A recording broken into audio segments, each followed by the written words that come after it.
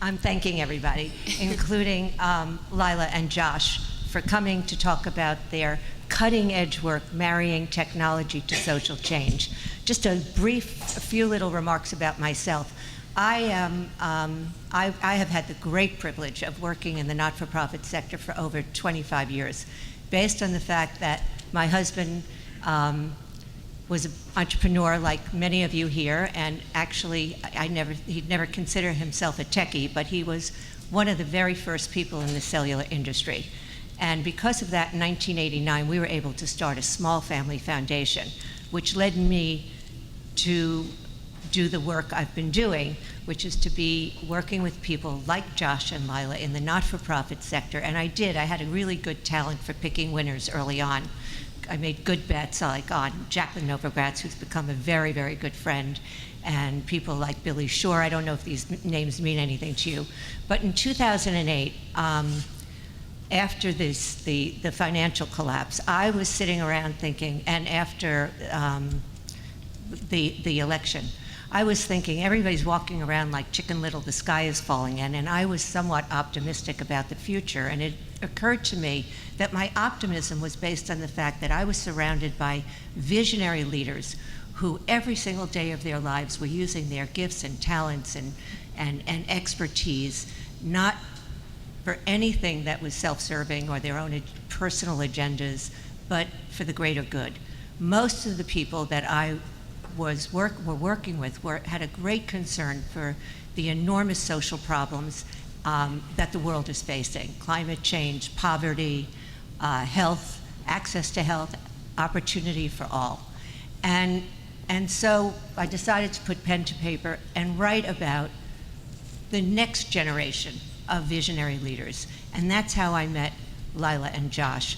And we're all here today because we believe deeply that to take the social change work to help solve some of these most pressing social problems is going to require marrying what all of you are expert at, marrying technology to the social change movement.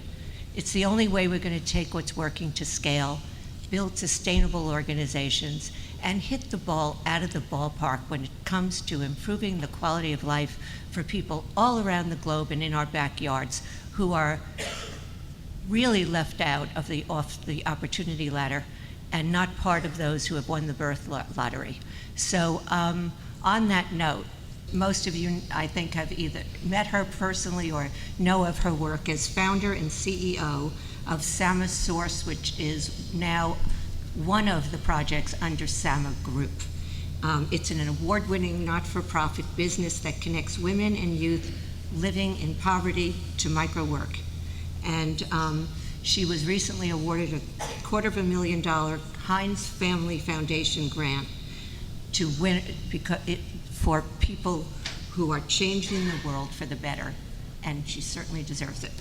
Thanks, Jill. Well, it's such an honor to be here, and Jill is sort of the adopted mother of Josh and I from a social entrepreneur's perspective, so thanks to her and for writing this incredible book. So I founded Sama Source about 5 years ago. Sama means equal in Sanskrit, and my inspiration came from a trip I took to Africa when I was 17 with money from, of all places, a tobacco company. I had a scholarship from the Lorillard Tobacco Company for college, and I used it to go and take 6 months and do volunteer work. And I got there and I was shocked, both by the poverty and the fact that there was no running water or electricity in most of the places I visited, but more by the talent that I saw that was being wasted. I fundamentally believe that talent is equally distributed across the human family, but opportunity is not. And I had several students in my program who were just brilliant, and it broke my heart that they were stuck in a place where there was no way for them to ever earn a decent living. I went on to study international development and learned that 4 billion people around the world earn less than $3 a day, and that's adjusted for purchasing power. So that means that that's what $3 would buy you in the US in 2005. And 4 billion of our fellow human beings live on less than that, which means that they're deprived access to basic human resources, basic necessities of life that we really shouldn't deny anyone in our human family. So that inspired me to start many years later an organization called SamaSource, and we tap into the new digital economy to provide work to people in very low-income areas. Most people in developing countries work in the informal labor sector, earning less than $2 a day. About 1 billion people around the world earn less than $2 a day, and they don't have access to dignified work. So SamaSource takes digital work, fields or tasks like tagging images, captioning videos, and a huge range of digital tasks, and farms out that work to low-income people. And we do it through a model that we call micro-work. In the last 5 years, we've moved 20,000 people out of poverty since we started this work. That's about 5,000 workers in 9 countries and their income dependents, their families. And one of the workers I wanted to tell you about is Dennis. I just met him last year in the summertime, and Dennis is a former child soldier. Some of you may have seen the Invisible Children campaign against Joseph Kony. Raise your hand just so I can, oh wow, everybody. So that video highlighted a 2 decades long civil war in northern Uganda that saw tens of thousands of young people abducted as child soldiers. Many of them still live there today, and there's a new kind of war unfolding. Though the official civil war has ended, there's a war for jobs. And people like Dennis, who were child soldiers, are being left behind.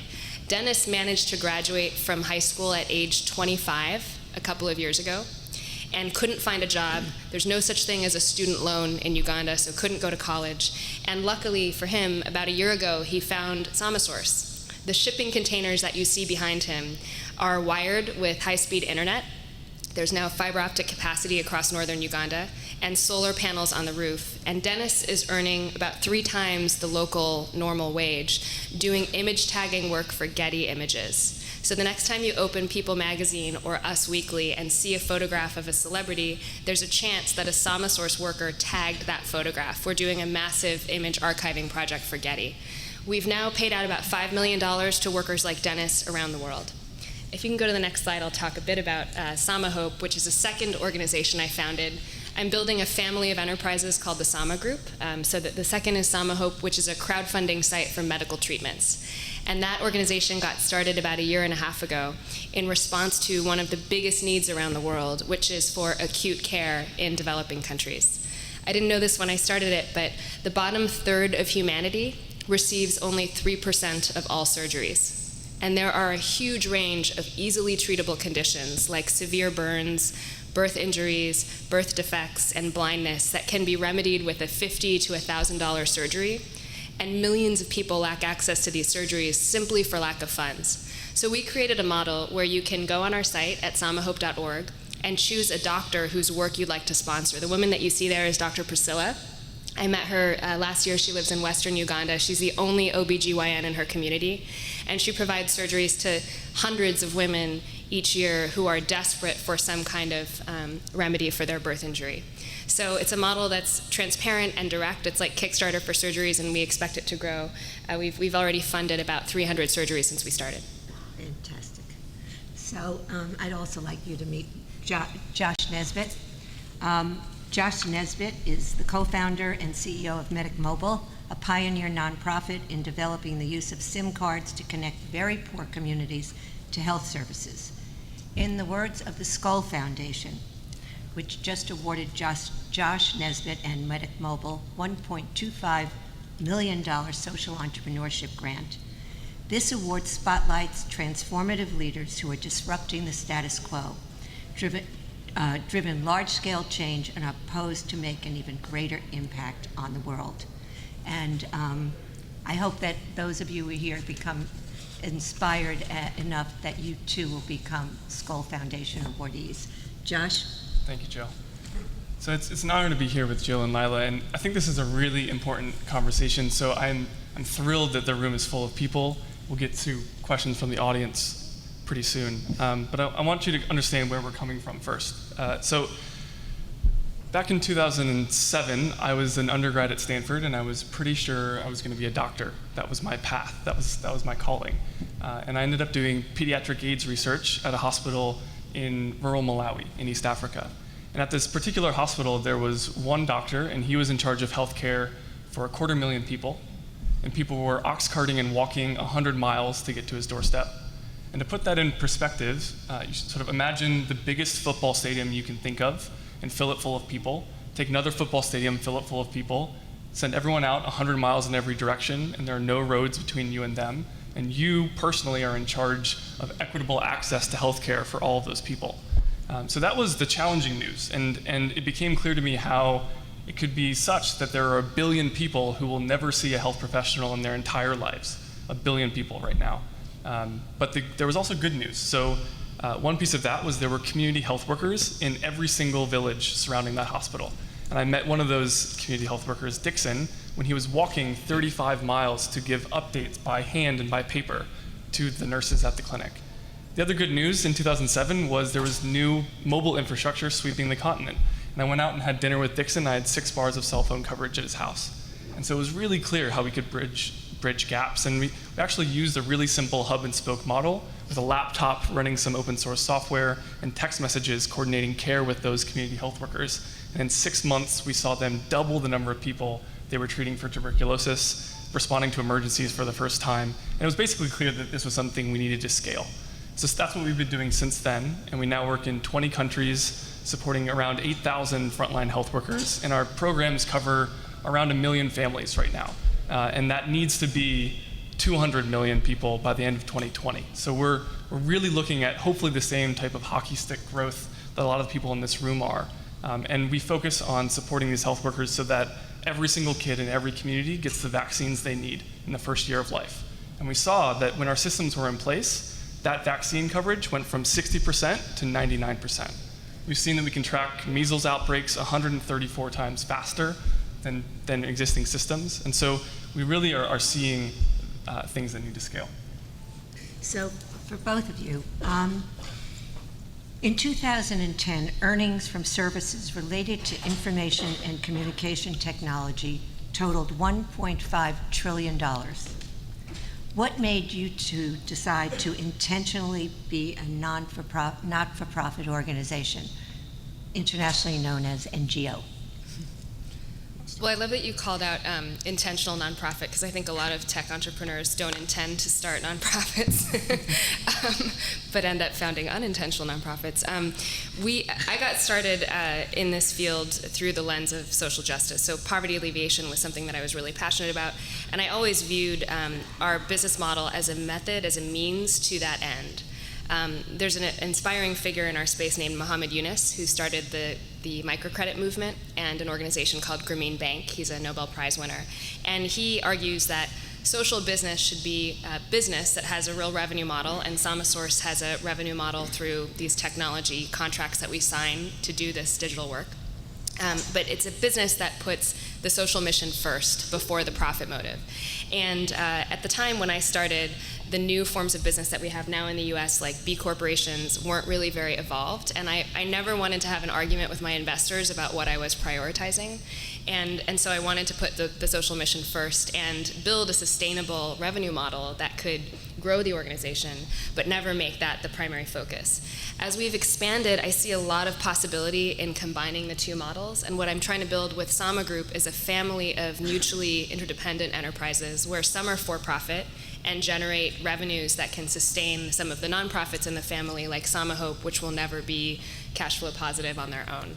And I think that there's a huge new sort of middle ground opening up in our space between profit maximizing business and pure nonprofit that doesn't generate any revenue. And there are so many big social problems we could fix in fields like healthcare and education and even our prison system if we looked at business slightly differently and through that middle lens. Yeah, it's a great question. I really appreciate earned revenue. We have a really significant earned revenue portion of our total revenue annually. It's continuing to grow, but I think it's actually much simpler. I hope that more people in this room will do what they really want to be doing, and specifically that. And it sounds silly and general, but what we asked ourselves was what type of technology and systems and change do you want to see out in the world? Who do you want to be serving? In our case, there's a really clear conflict between users and customers. So who do you want to be designing with and for? And what sort of reach is required? And I really mean the word required. What type of reach is required of us and into the future? And we started with that, sort of what do we want to be doing? And then we stepped back, and the business model is a way to do that. And for us, a nonprofit business model made the most sense, and we've scaled faster because of that. We've been able to accept funding specifically for product R&D for those community health volunteers. And that's specifically who we wanted to be serving. So it just sort of was one step after another for us. Josh, just how many countries are you in? Currently working in 20 countries. And we don't measure our success by the number of countries we work in, but the only way we've expanded from 1 to 20 in 2 years is through partnerships. And part of that is people trusting us that we're putting the community health workers and the communities first. That's the reason they let us in the door in the first place. This is a little bit off, but maybe I can just ask you both, unexpected. How do you measure how effective you are? I can start. We've embedded impact measurement in our model from the very beginning, and we've all been inspired by the lean startup movement. And it's though it's sort of more common in the tech world, it's very uncommon in the nonprofit world. And what we tried to do is build a model where we can experiment in a really low-cost way. The challenge with our business models in the nonprofit world is we don't have the unifying measure of impact, which is the dollar that you have in the for-profit world. We have to rely on different kinds of indicators. So for SamaSource, when I started the organization, I dreamed of creating a poverty alleviation organization that would actually measure how many people we moved over the poverty line and by how much each year. At the time, there were very few organizations doing that.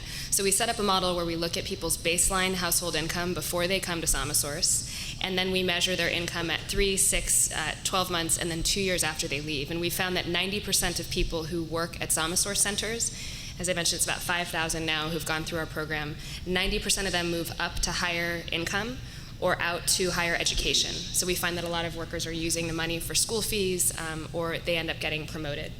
And then for Sama Hope, we look at patients treated, and long-term what we want to do is tie that back to income generation. The biggest reason that we think Sama Hope needs to exist is that people who have these medical conditions are often unable to work because they lose the use of a limb because they've got a burn and the limb is contracted, or they have a birth injury and they can't get out of bed. And so we want to measure the impact in terms of poverty alleviation also. And happily, we now have a president of the World Bank, the world's largest development organization, that's committing to targets for eradicating extreme poverty. And the head of USAID in the US is also committing to those same targets. So there's now a more standard metric that we're all using for impact, which is poverty reduction. Yeah. And Josh? So from my perspective, meeting people and knowing people like Lila and seeing the group of peers, nonprofits are not only getting cooler, they're also getting a lot better at what they do. And part of that is a culture of data and evidence around the impact. And what we're talking about here in this session is not a byproduct of communication systems being in place or a byproduct of a platform that's implemented. It's really a purposeful implementation of something in order to improve lives and make things better. And so it's our responsibility to study the use cases. And we talk a lot about use cases at Medic Mobile. Which use of which technology demonstrably changes how many women get care they need during pregnancies. So what we do is we run randomized trials. And we've implemented 12 of those that were all self-funded because we care that much about the evidence to figure out what next thing should scale and serve 100 million people. And you really need to start with the evidence. So one of my complaints recently has been around the whole issue of measurement and people thinking that you have to have an answer right away about what works and what doesn't, when really what we really want to do is create these sort of assessment evaluation loops so that the not-for-profit and the donors can work on it together and know where to go. What is that vision of what the people in this room could do to help you changing and improving the quality of life for others? Well, obviously you could all write us checks But no, aside from that, there are so many ways that you can help. One of the biggest challenges for organizations like ours, based in the Bay Area, is recruiting. We have an amazing engineering team now that took a lot of pain to recruit, but we're always looking for talented people to join us. I know we're hiring a ton right now, so one way to help is to work with us. Second way to help is to share our story and our message, so every time you tweet, it really does make a difference. It exposes more people to the work that we do. And I would say the last thing, at least from my perspective with SamaSource, and I have one of our salespeople here, so she's smiling at me, but if you run a tech company that has data needs, we can provide really high quality services. The businesses that we work with, including Google, Walmart.com, eBay, and Microsoft, don't hire us out of charity. They hire us because workers like Dennis are extremely motivated. We invest heavily in training them, and we're able to get better outcomes than some of our peers in the space, like Amazon's Mechanical Turk. So if you have data, please send it to us. We also launched a US program last year called Sama USA, and I think we're going to talk a little bit more about that, so I won't go into too much detail, but that program is seeking volunteers, and through that program you can also hire a SamaSource trained worker here in the US to work on your projects through Odesk or Elance. So if you have social media marketing needs, or you have blogging needs, or any other sort of digital services that you need done, consider hiring a SamaSource worker. Yeah, it's great points. I'll extend it by saying I think there's massive potential for the applications that are being built by people in this room to be repurposed is sort of a word for it, but really focused is the word I'd prefer. You all know your tech stack way better than I ever could. You also know the feature that's about to be released in a couple of months, and we would love to work with you. We love brainstorming about how technologies out there can be harnessed. And an easy example for us was a repurposing of something called a Parasite SIM card. And it's a really simple technology. It's a little microcontroller that sits on a paper-thin wafer that slides in underneath an existing SIM card and lets you run an app on any phone on the planet in the native phone menu. And we use that to support community health workers. And the only thing this thing had ever been used for was to jailbreak iPhones. And there was a company in Prague that was developing this. So that sort of weird partnership is going to unlock a lot. So I think working with us in a real way is my big wish. And we're hiring. Yeah, that's great, and I think we could talk more and more and more about the uses of technology to change lives. But we have so much else to talk about too. So I know the two of you are planning to partner on something, and it hasn't been really announced yet, but you're going to talk about it here today, right? Mm-hmm. So Josh, you want to start this one? Or? Sure. Well, I mentioned Sama Hope briefly, this crowdfunding site for medical treatments, and we got started in West Africa in Sierra Leone around one doctor there who was performing surgeries for women who had birth injuries. And as I mentioned, Sierra Leone has one of the highest rates of maternal mortality in the world. 1 in 14 women dies in childbirth in her lifetime. And we think that we have a way to address that through Sama Hope, and now with a partnership with Hope Phones, which Josh is going to talk a little bit about. Yeah, so this was a really exciting moment, and indicative of what I like. My grandmother came up with this term one day of pronoia, the idea that the universe is conspiring in your favor, as opposed to the opposite of paranoia, where everyone's out to get you. And I often feel that way hanging out with people like Lila. So in 2010, we started a phone recycling campaign called Hope Phones. Heard a stat that every single day in the United States, 500,000 cell phones get tossed into trash cans and desk drawers. We're really, really bad at recycling cell phones in the US. And so we launched this campaign, and about 100,000 Americans have sent us their old cell phones. And what happens is we use the funding from that recycling to support health workers in our programs. And so we're going to mash up our models in Nepal, where we have a target of ensuring 11,000 safe deliveries in a rural community of Dading. And we happen to be working with the same local partner. So you can go to hopephones.org, click on the Sama Hope special page, and you can do two things. You can donate to Sama Hope health workers in that district, and you can also send your old cell phone in to support the community health workers around them. And we're going to track the impact really closely. We'd love to have you and your companies involved with that.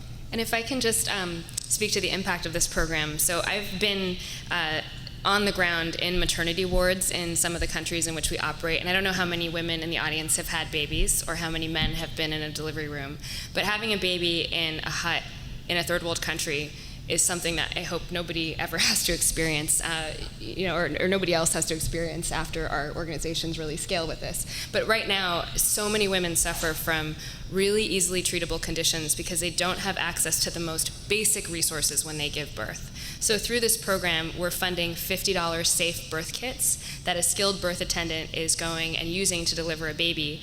And what this can mean is that a baby is born without a lot of the birth injuries that are possible or that can occur if a baby is born in not hygienic conditions. So the kit comes with a mat that can be used to deliver the baby and a scalpel that's sterilized and a few other tools that really do make a difference. They can really save a woman and a baby's life for as little as $50. So I think this program has a lot of potential. Well, congratulations, and we'll probably all look forward to hearing more about it. Why should we all care about what you're doing in case, for any reason, somebody doesn't care yet? Who cares? Hands up. We wanted to talk a little bit about our move into the U.S., and maybe that's a good reason for you all to care. Because we both are organizations that started internationally, and we decided to move to the U.S. after doing work overseas, which, at least in my case, and maybe in yours too, was a move that was criticized by some and was kind of controversial. I had to bring some of my board along. And we decided to make the move to do something in the US, both because I had a background in local social justice before I went to Africa, but also I had a really interesting commenter on a blog that I wrote in 2009 who said that I was, quote, ruining America by taking our jobs and sending them. I wrote this post about this really amazing refugee that I had met in the largest refugee camp in the world in Kenya, a desperate place, and this young man was doing work for the first time and getting paid from Microsoft to do work. And I thought it was a great story, but apparently I was ruining America by sending him this work. So I got really depressed when I read that, and then I decided to Google this guy, and I found his name and his hometown under his comment. And I found out that he was from a small town in Ohio that had had a factory closed down the year before, and hundreds of people had lost their jobs. And it really did put things in perspective, and I thought, maybe I'd be pretty pissed if I saw this entrepreneur in liberal San Francisco, sending jobs like mine overseas. And it made me a little bit more compassionate. And I started doing some more research and realized that we now live in a country where 1 in 6 Americans lives in a family of 4 that makes less than $23,000 a year. We have a higher rate of income inequality today in our country than we had in 1925. And so many poor communities are getting completely left behind from the progress that's being seen at the top. And we see it especially in San Francisco, where the income disparity is growing. And so we decided we would try to adapt our model to the US. And so we built a program called Sama USA. Our director, Tess, is right up here. It's really a credit to her that this program launched, and we wanted to apply that lean startup thinking to this experiment. And I had a hypothesis, which is that if we could teach low-income people about the world of online work, about all the opportunity that you can find online, from sites like TaskRabbit, where you can earn $25 an hour doing a pretty basic task that doesn't require very high skills, or Odesk or Elance, where you can make money writing content for someone else's website or even setting up a basic WordPress profile for a local business. So few people from low-income communities know about these opportunities because they didn't grow up spending a lot of time online, and a lot of their communities just got high-speed internet access recently. So we had a hypothesis that if we trained people on the basics of how to use these platforms, how to look reputable on these platforms, that they could earn supplemental income. And we decided to focus on community college students, among whom there's a 70% dropout rate in America today. 70% of kids in community college drop out, and the main reason is lack of income. So we designed it as an experiment. It cost us $300,000 to pilot it for a year, and we proved that we can move people from a poverty line of about $11,000 per person, which is the incoming wage. We've moved them about $1,800 above that. So it's a 16% income jump after this really basic 80-hour boot camp. And it's a very exciting experiment in the field of workforce development because there's not a lot of innovation in this field right now. We're teaching poor kids to do construction jobs and basic retail jobs. We're not equipping them for the new economy. So I think it has legs, and we're now planning to scale beyond California. That's awesome. So we work in global health at Medic Mobile, and the word global is an interesting one because a lot of people interpret global as not here or leaving out local, but global is very much encompassing of local, and we looked really hard at that and said we need to see if we can be helpful stateside. So our 20th country, after we were working in 19, was the US, and we now have 2 trials running at 2 safety net clinics in California focused on type 1 and type 2 diabetes management to see if we can help in underserved communities. And there are thousands of safety net clinics we think can use our software toolkit. So that's where that's going. But Jill, I want to go back to your question about why we should care. We are at a moment right now where there is an inflection point. We're headed towards massive improvements in the human condition. We're talking seriously about ending maternal and child deaths that are preventable by 2035, not so far away. And I really hope and wish that this room is sort of fuel for that curve to drop even faster. And that's really why our team does what we do. Peter Singer has some great comments on our moral circles, and we basically started with our little family units, caring about them, then our neighborhoods, then people who looked like us. And I think we really are, if we close our eyes for a second, I can't imagine saying that someone on the planet is outside of my moral circle. I can't imagine not caring about them. And my favorite definition of community is a group of people who care about each other more than they have to. And I think that's where we are, and it's global now. So we have to care. So that's a great way to segue into the questions for the audience. I think I had another question, but let's see. One more maybe that I ask you. How can we as citizens use technology and leverage technology for the greater good? And what are some of the things that each and every one of us can do to make an impact?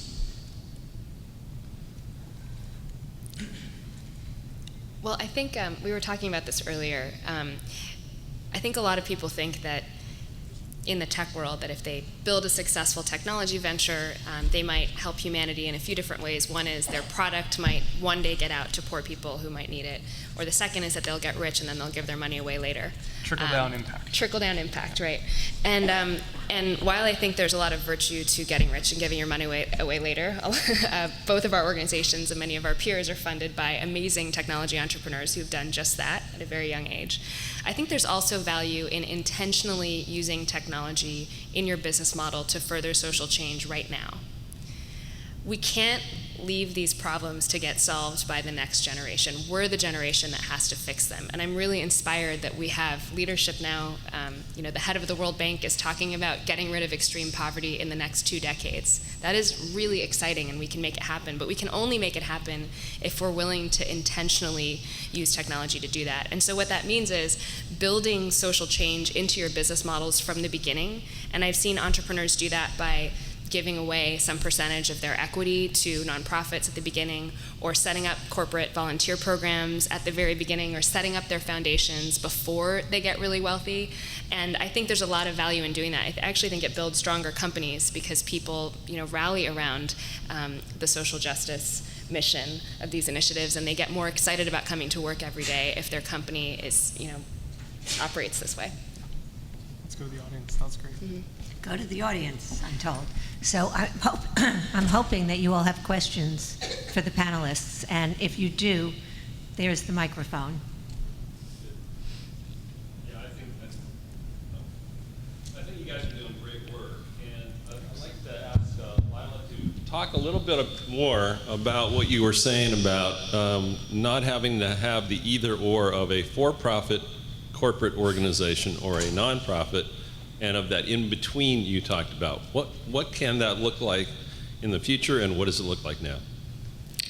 Sure. So I actually think that the vehicle for solving some of the biggest problems in the world is going to come, is social business, and is that middle ground. And I'll tell you about a few of the structures that are now in place that enable entrepreneurs to build businesses that way. One of them is B corporations. Just by a show of hands, how many people have heard of B corporations? Wow, this is such a great group. It's selection bias. So B Corporation refers to both an organization that certifies companies that agree to abide by a certain set of standards around sourcing, around how they treat their employees, around how they treat the environment, and that organization is called B Corporation. So any company can become a B Corp by signing this pledge and agreeing to be audited, and I think it's a pretty lightweight audit, but basically agreeing to abide by the standards that they set. There's also a new class of business in several states. I think something like 12 states now have adopted B Corporation legislation that allows you to certify your company as a B Corporation through the state. And that simply means that embedded in your charter, in your business charter, are social and environmental principles. And I believe it also requires that you file a social and environmental impact report just like you would a financial report. So it's basically building an ethical business is what this movement is all about. You can also build your business as a nonprofit that earns revenue. Most people don't realize this, but nonprofit doesn't mean non-revenue. It just means that you can't personally profit from the enterprise you found, nor can investors, but your organization can be profitable. And if it is, you can plow those profits back into the organization to grow it. One of my favorite nonprofits in America is Goodwill Industries. They, as you probably know, run a huge network of thrift stores. I think they're in the several hundreds of millions of dollars in annual revenue, and 95% of their revenue comes from in-store sales. So they're running an almost profitable business, and they're providing this huge service. They're employing people who would normally not get hired, and they're preventing stuff from going to landfill. I think that's a phenomenal example of social business. And they're, sorry? Oh, $3 billion, thank you. There you go. Do you work for Goodwill? He's competing with them. But it's a $3 billion organization. So the myth that nonprofits always have to remain tiny and not scale and not earn revenue is just that. It's a myth. Oh, and I should say one other thing, which is that you can also build a for-profit business that has a social mission tied to it. I think there's great precedent for that now, and there are all sorts of really interesting models. I think Warby Parker and Tom's have pioneered one-for-one models where you buy a product and you give one away. Personally, I think that giving stuff away to poor people isn't necessarily the best way to address problems at their root. But I think it's nonetheless a great way to bring attention to some of the challenges that we talk about. And there are many more business models in that new category. I think of it as like voluntary taxation. Like you're willing to pay a bit of a premium for a good or a service in exchange for that money, that extra revenue going to solve a social problem. And I wish I saw more of those businesses because I think a lot of consumers would happily pay that voluntary tax. A lot of that boils down to putting a stake in the ground to what type of company you want to run and what you want to be doing out in the world. And once you set that and you have a mission, you can earn revenue as a nonprofit if it's aligned with your mission. You can sort of rebuild the American dream from a very personal place. And I think as people give themselves room to reimagine what personal wealth looks like and personal fulfillment looks like, we'll see more and more of those stakes put down. Hi, my name is Mateo Clark. I'm a web developer from here in Austin, so I want to thank you guys for coming to my hometown and spreading this word. So when I was at UT and I was studying economics, I took some classes about development economics, and looking at the work of like Esther Duflo, learning a lot about these randomized trials and the effect. I think kind of the pioneering stuff in Mexico with giving cash, direct payments directly to families. Cash transfers. Exactly, thank you. So when you spoke about randomized trials and the work that you guys are doing in pilot programs, I thought that was really interesting. I wanted to know if that's inspired by the work that development economists are doing and kind of validating whether things are actually working.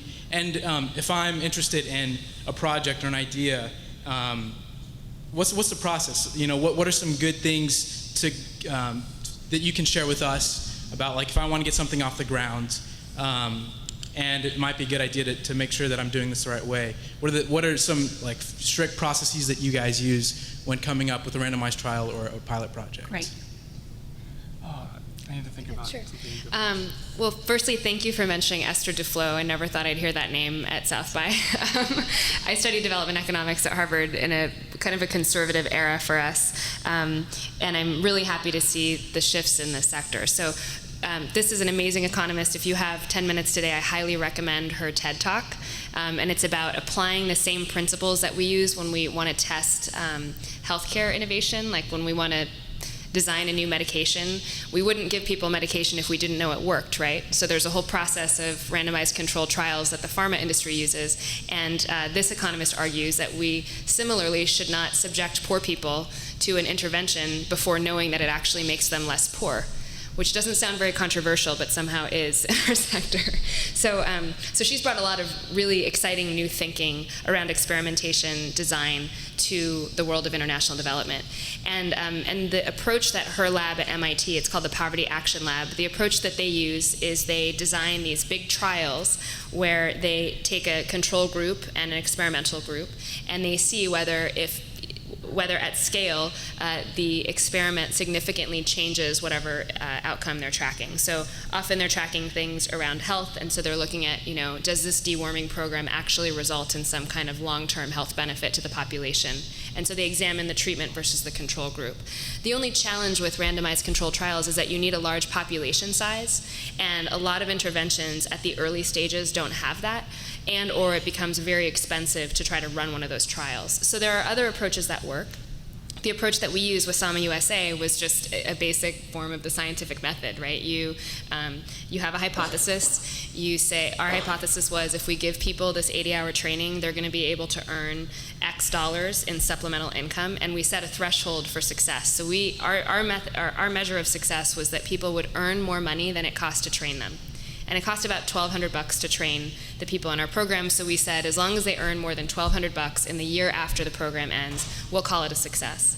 And then we just measured that, and we measured it through direct surveys with the participants, and there are all sorts of models for survey design. We just simply take a statistically significant sample of our workers and we survey them. So it's pretty straightforward stuff, and there's a lot of really good websites we can refer you to afterwards. Yeah, so I've got to mention a couple of resources here. So the first, there's a group in the UK that's created a website for DIY RCTs, and it's sort of a fun thought experiment for you. And anyone who's got a product or a theory of change, I would go and see what setting up an RCT would look like for you. Lila and I happen to meet as fellows at the Malago Foundation, and if you go to Malago Foundation, which is MULAGO foundation.org, and click on their Ideas tab, they have this thing called the DIF. It's the Design Iteration Flow Format. It's a really weird name, but it's the most helpful guide to designing for impact that I've ever seen. And I point anyone with a startup idea, whether for-profit, nonprofit, hybrid, to the Malago Foundation and their resources. We didn't know about Poverty Action Lab. We were just a group of students sitting in a dorm room and said, lives are at stake with the work that we're doing, and so we need to be sure about the impact we're having at the household level, at the family level. So that's what led to the 12 RCTs that we designed. Great. We probably have time for just a few more questions and then wrap it up. So, I'm Lily Noisicom. I'm kind of a budding social entrepreneur. My question is, what were some of the challenges you faced when launching Sama Source and scaling it? And the same question for Medic Mobile. Wow, so many. I had no money when I started. I quit my consulting job 2 months before I was supposed to get my second-year bonus, which I don't recommend. I don't know why I did that, really. I thought it was like a principled thing to do. So I was really broke. I launched Sama off of a friend's futon. I then got into debt the next year because I didn't have any money. So that was really hard. But actually, not having money is a really good thing for an entrepreneur because it makes you pitch harder and better. And so I gave the best pitch of my life in front of a group of angel investors at the Facebook Fund in 2009. We were one of 2 nonprofits that were selected as part of this incubator program that was mainly for-profit companies. TaskRabbit was in our class. And as a result of that pitch, I got 2 donors who both gave like 25 grand on the spot, and that was just enough to get me going. Some of the other challenges were convincing people in fairly traditional conservative foundations. And the foundation world kind of lags behind as far as technology is concerned. Like, one of my favorite moments was explaining what an API is to this funder that eventually gave us $5.5 million, but it was not without pain. And I think what was really challenging was just getting them to think about poor people as an asset rather than these passive recipients of handouts. And microcredit did a lot to move things in that direction, but I still think a lot of people in the big philanthropy world think that way. And so telling somebody that I was going to get a woman in rural northern Uganda to do work for Google sounded completely outlandish on so many levels, that what ended up working was showing them the results. So we had to win some contracts first and execute well on them, and then literally bring in our clients to meet the foundations to say, no, actually, I'm from Google and this really does work, and we actually are paying this organization, and that woman in Uganda can do the work for us. So I guess that was another set of challenges. And now the biggest challenge I face is scaling, and the biggest impediment to scaling is recruiting good people fast enough. So one way you can really help us out is get more people to this panel next year, but also tell your friends that it's not so bad to work for a social enterprise. We pay okay. We pay pretty well, and it's a lot of fun. Yeah, that all really resonates. The scale piece of this is really difficult because I think we're really aggressive with our numbers for our sector. So we're not looking at serving 300 people a year. We're looking at reaching an extra 3 million people this year. And so we really struggle with setting goals and knowing how mad we should be with ourselves for not making it to those goals in a certain period of time. So mentorship around what the hockey stick shape should exactly look like is challenging in our space. So last question, and then I'm going to wrap it up. No pressure. Very quick one. My name's Ali. I'm from the UK. The debate's around, do you think technology fuels social change? I'm interested to know if you think social change fuels technology, and if yes, what do you think is the next change that's coming? Oh, good one. Wow. I actually think social change does fuel technology very powerfully, and I'll just use one example from the world of work. I think the Arab Spring is happening all around us everywhere, and it's only going to get worse, not to make people pessimistic, but we have about 1 billion young people coming into job markets, I think, in the next 10 years or something. That's the stat. And we don't have enough jobs for them. And one of the most exciting things I'm seeing in the developing world is a lot of innovation around connecting people to work. There's a company called Suktel that runs a mobile job service through phones. So if you're a young person who doesn't even have very high skills, you can sign up, and when there's a construction job, they'll text you and you can just show up at the construction site. And we're seeing that all over the world. There's another company that does that in India called Baba Job that's connecting very low-income people to domestic jobs like being a cook or a driver, and it's all via SMS. So I think often social change powerfully fuels technology, and we'll probably see more of that here in the US. Yeah, if you look at some simple global demographics, just as one example, in this decade, Nigeria will be as big as China in terms of number of people, just Nigeria.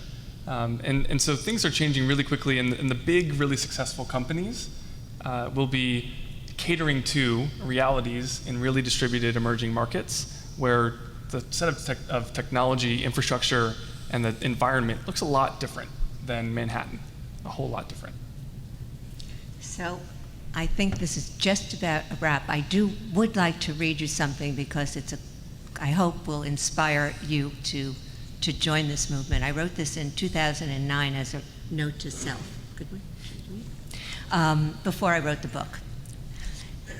Am I just imagining it, or is there a movement toward a more engaged, concerned, compassionate, and passionate global citizenry?